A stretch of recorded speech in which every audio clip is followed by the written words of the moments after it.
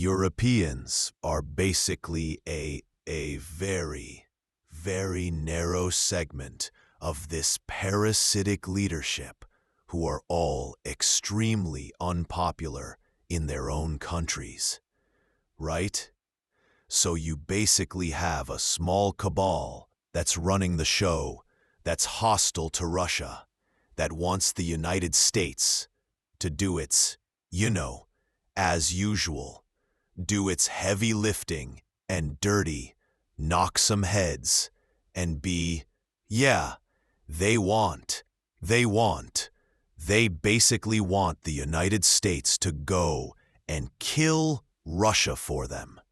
That's what they want. Yeah. And now they're not getting it. And not only that, but Daddy's going to tell them, transfer the damn assets to us, and we'll take care of you. And I think that they will have no choice but to comply. It's like a child who's been protected for so long that they never learn to stand on their own, and suddenly the parent steps back. Europe's leadership is realizing that if America stops carrying peace plan for Ukraine, which is not really a plan, it's more like a framework. It has 28 points. Each of those points could be a 2 or 3 page document, but as framework, I think it's a very encouraging foundation for peace negotiations. And there are some of the provisions in that peace proposal which I find very encouraging.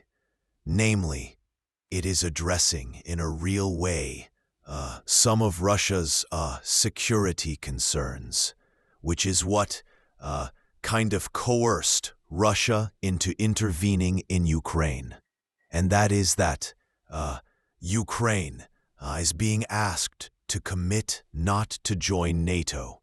Not only that, Ukraine is asked to enshrine that into their constitution, that they would not become part of a Western military alliance like NATO. Because when you strip away the slogans and the propaganda, the Cuban Missile Crisis, no major power accepts hostile military alliances at its doorstep. So that's a real step in the direction of peace. The NATO itself would have to adopt an article prescribing Ukraine as a member of NATO in the future. So that's very good. To my mind, a very positive provision there is that Russia would have to adopt a law through their legislation committing not to attack any Western European country or NATO country. So why is that important?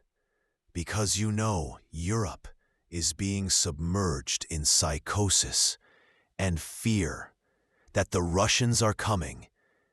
And there you have so many of these Western officials who have no qualms about, looking into the camera and saying, well, Vladimir Putin has made it clear that once he's done with Ukraine, they're going to continue all the way to whatever Paris or London. Leaders go on television and tell their citizens that Russia plans to march all the way to Paris or London, even though there's zero strategic logic behind that idea.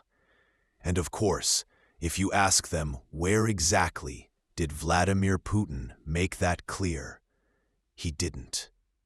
They cannot point you. They just say it.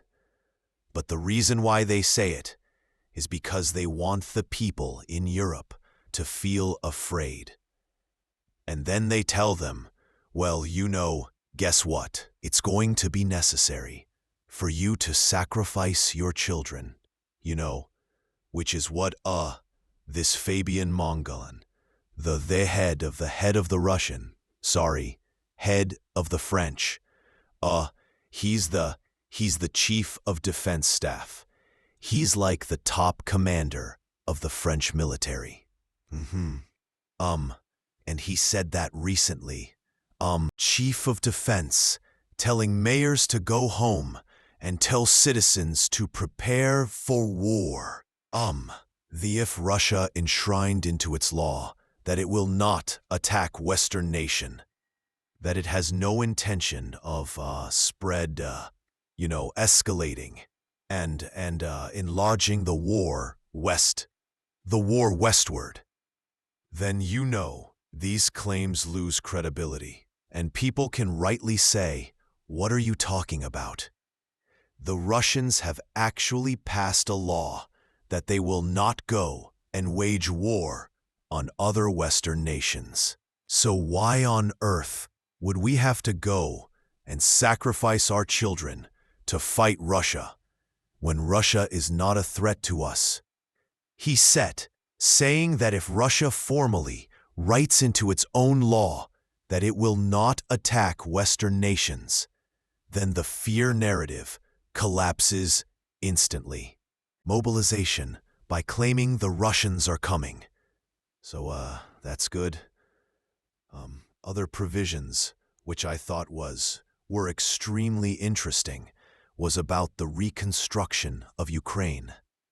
And they said that they would, 100 billion euros from Russian frozen funds would be used, and that the Europeans would contribute another $100 billion into that fund, and pretty much that the United States and Russia would be in charge of that, and that would not only be used to reconstruct Russia, but as a way of deepening the, constructive cooperation between Russia and the United States. The word they use is bilateral relations.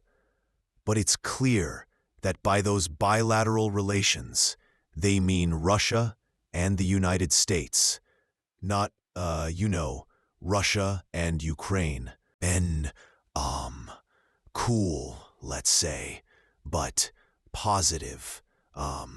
And the obstacle is the Europeans and the Ukrainians. But the, Ukrainians are under increasing pressure to cooperate. And the means of that pressure is the ongoing anti-corruption investigation, which has exerted enormous pressure on Vladimir Zelensky and his closest collaborators in government and near the government. And we've seen the three of them already bolted to Israel, because I guess Israel doesn't extradite people, so they feel that they're safe there.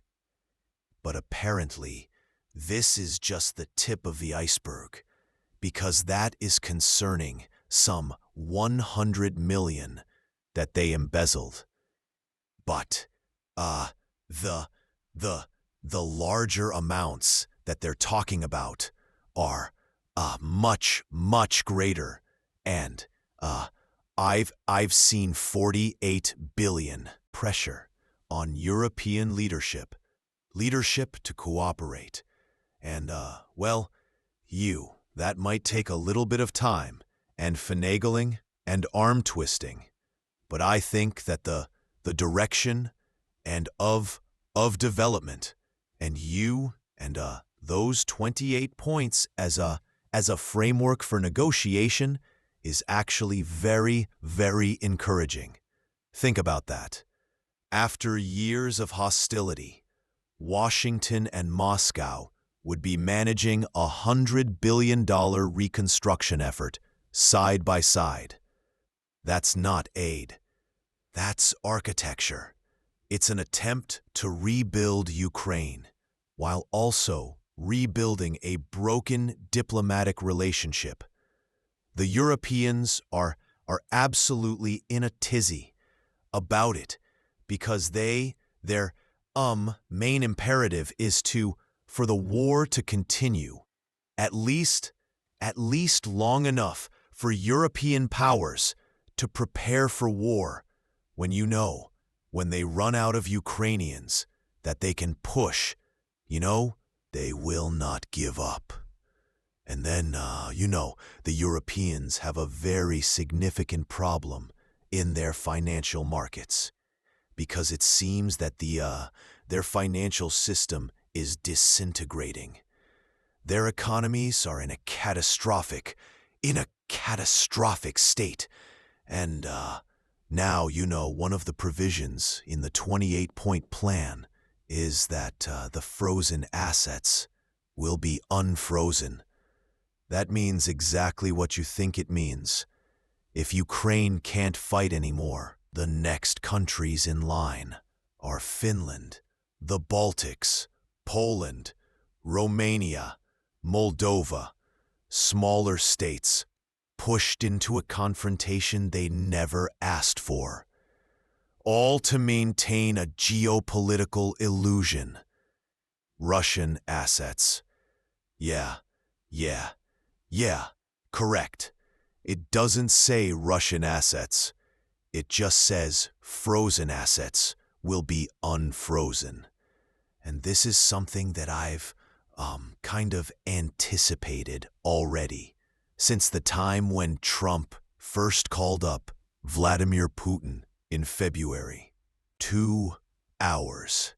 And both reported that the talks were very positive. Because to me, those frozen assets are such an obvious lever to use. In the interest of peace and against the warmongers in Europe. Because, the problem in Europe is that they are, running out of liquidity. They're having liquidity issues in the financial system. And they need collateral. They need good collateral. And those, we're talking about $300 to $320 billion of frozen, Russian assets. And about 220 billion of that is in Europe, mostly in Belgium, under Euroclear.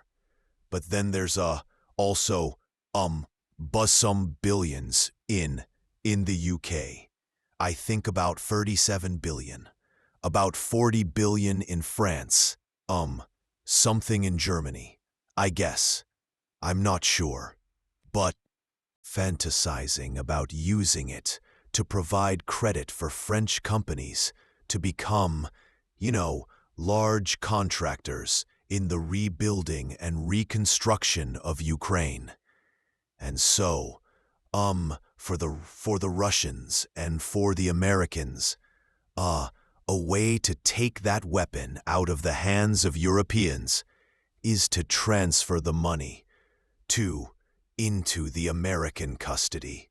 And I think this is what the peace plan envisions. And that would leave the Europeans with really no cards to play, and no money with which to play, and no collateral with which to fund a credit expansion. Europe is running out of liquidity. Their financial system needs collateral, real, solid collateral to keep banks afloat and credit markets functioning. And what better collateral than hundreds of billions in frozen Russian funds sitting in European institutions? And if you don't have, and for Russians, the reason why this is interesting for Russians, because they can deal with the Americans, they can negotiate. They have cards to play with the Russians, with the Americans, and Trump administration is obviously open to those deals and negotiations because Russia has an absolutely massive treasure trove of natural resources that are yet to be developed.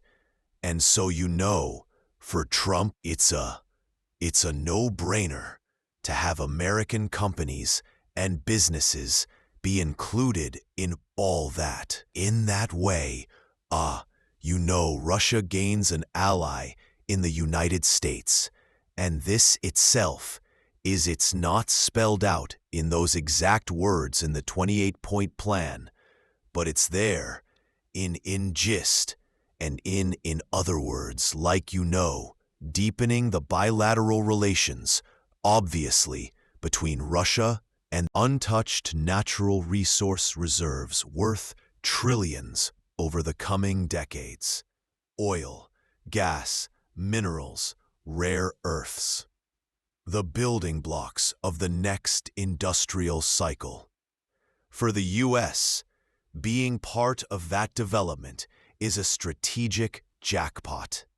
For Russia, partnering with America tilts the balance of global power.